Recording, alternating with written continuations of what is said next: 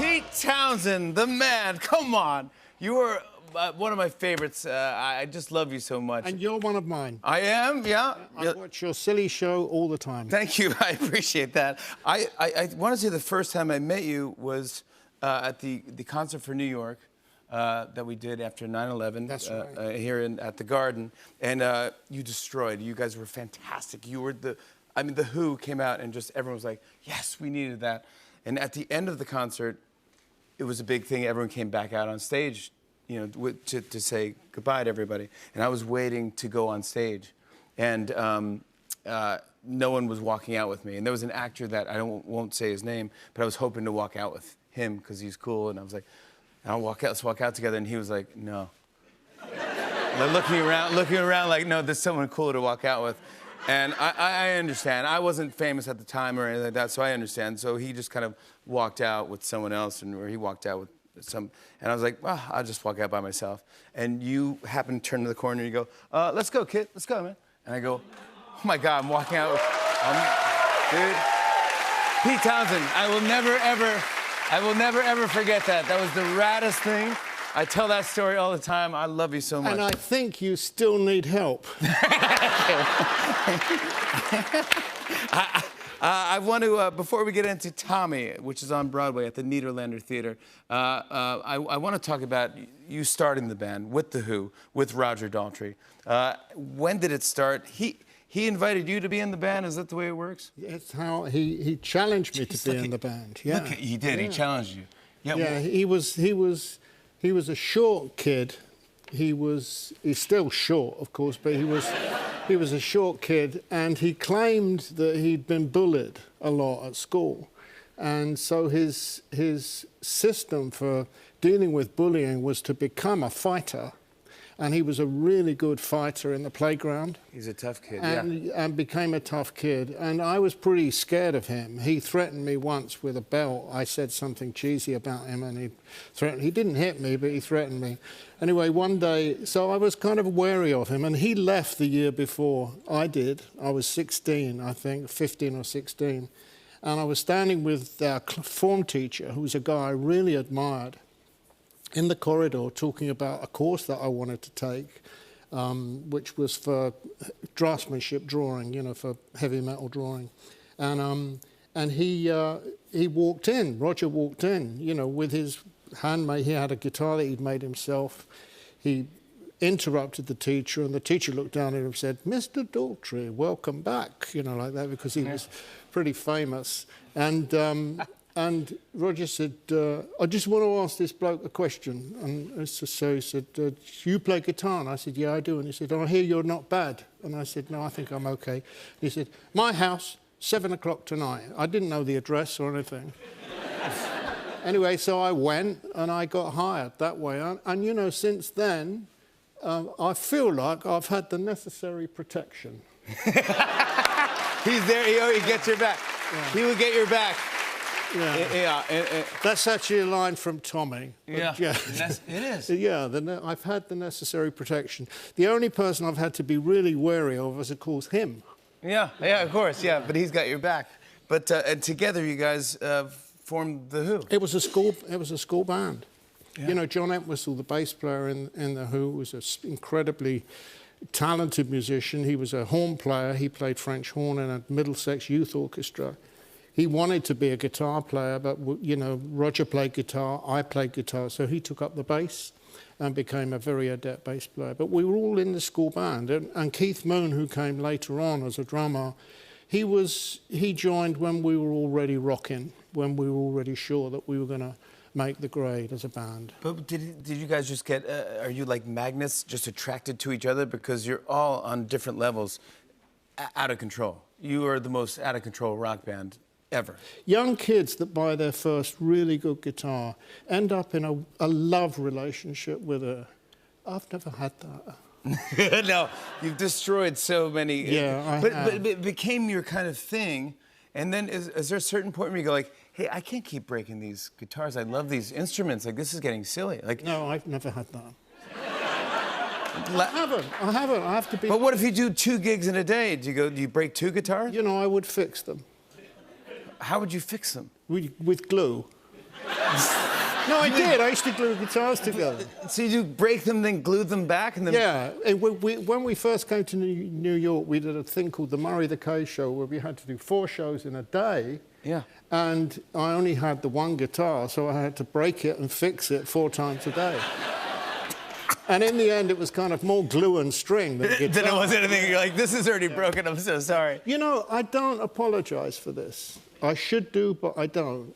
I think a lot of people struggle to buy their first instruments. They build up a relationship with them, but I never had that, and I don't know quite why it is. Maybe something to do with some art school. I learned a lot of strange stuff, but this was while the Who were still building, about auto-destruction, about the responsibility that we have for the planet, for climate change, the fact that, you know, that bourgeois kids were all addicted to this stuff, you know, and in those days it was every kid wanted to be Elvis Presley. They all wanted these cheap guitars, and they were trash guitars, to be honest, the kind of guitars that your grandmother would buy you for Christmas. It would be unplayable. My dad was a professional musician, a clarinet player and sax player, and I said to him, please, Dad, you buy me my first guitar. But, you know, he said, no, your grandmother wants to buy you a guitar.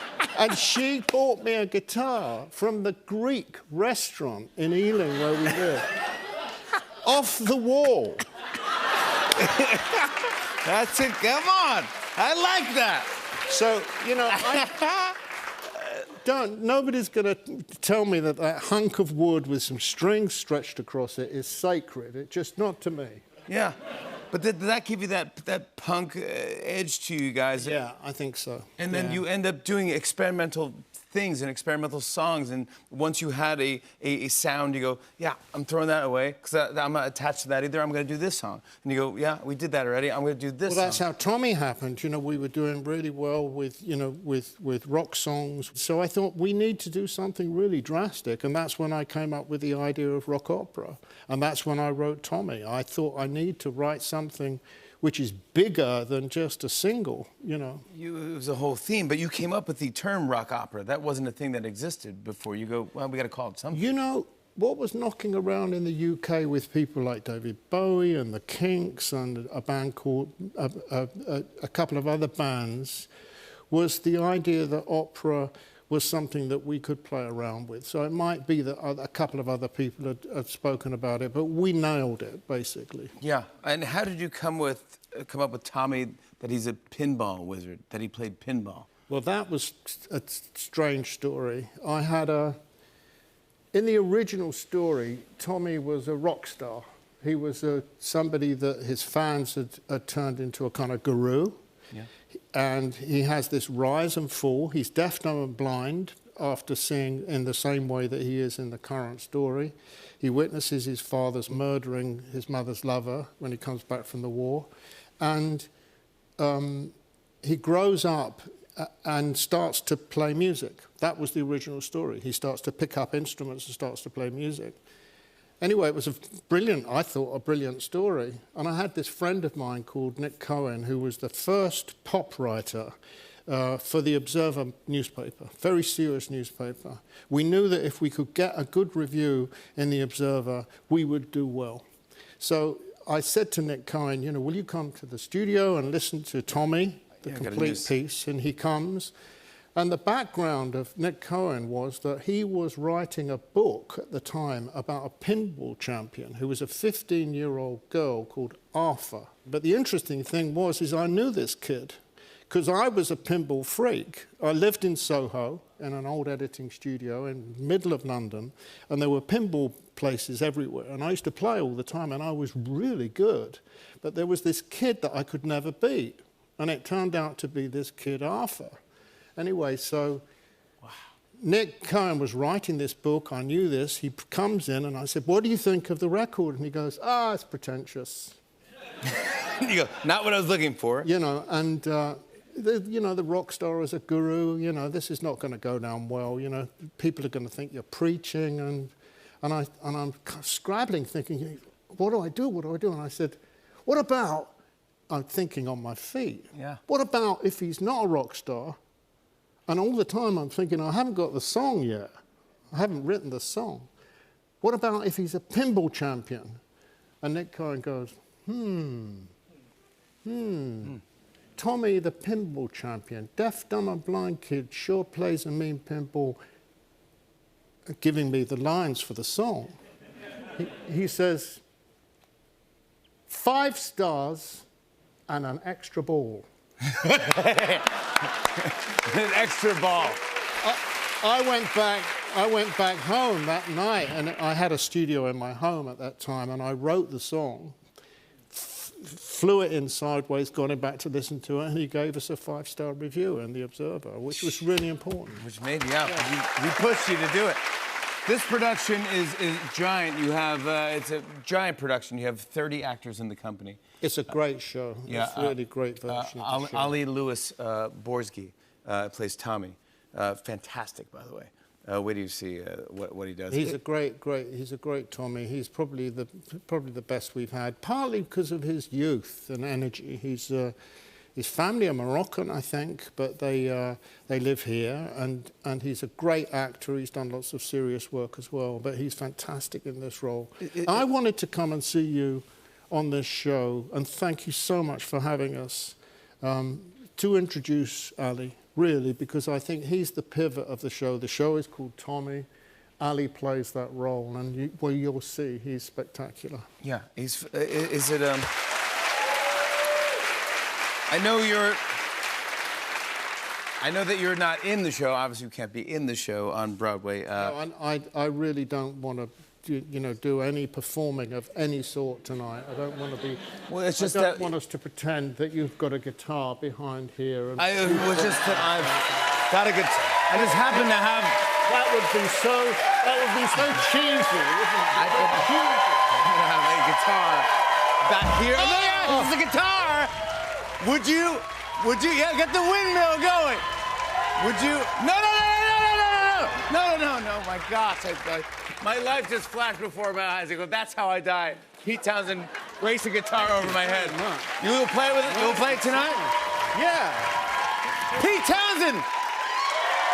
The Who's Tommy is playing now on Broadway at the Niederlander Theater. Pete and the cast are performing for us after the break. Stick around, everybody.